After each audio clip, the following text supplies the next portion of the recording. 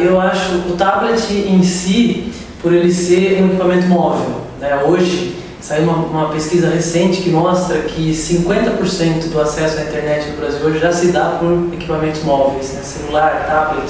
Ou seja, isso é uma tendência, né? Isso tende a aumentar o acesso à internet por equipamentos móveis, até pela evolução desses equipamentos, como tablet, como celulares multifuncionais, né?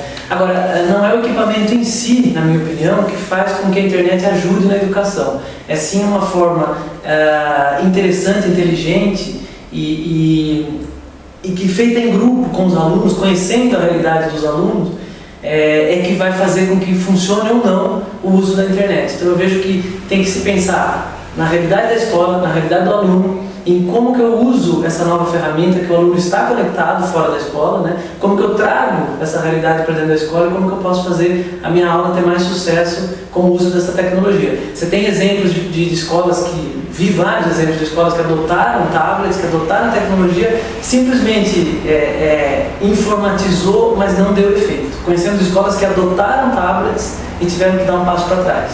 Não deu certo, tiveram que repensar o projeto, porque só o tablet não funciona. Você tem que ter uma estratégia de uso da internet, o conhecimento do grupo de alunos com quem você está lidando, né, para que aquilo tenha sucesso. A tecnologia tem que ser um meio, não um fim em si.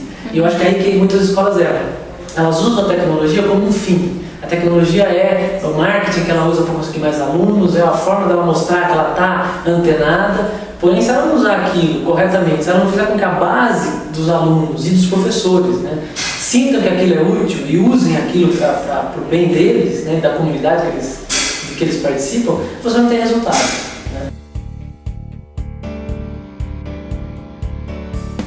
Primeira coisa, aprender sobre essa ferramenta. Eu acho que, primeiramente, o professor tem que aprender que é função dele, sim, entender a nova ferramenta. Ele tem que aprender isso para ele continuar sendo professor, para ser um bom professor. A segunda é ele perceber que ele é importante nesse processo, independente da tecnologia. A mídia digital não é uma inimiga do professor. Muito pelo contrário, ela é uma aliada.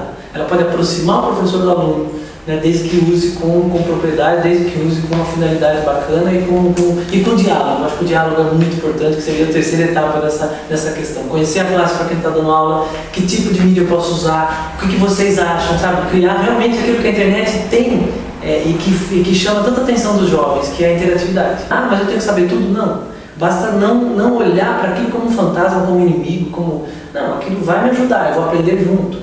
Quem eu posso usar como alguém para me ajudar? Os próprios alunos. Vamos formar juntos uma mídia, vamos criar um blog da sala de aula, vamos criar um grupo no Face, o que vocês sugerem?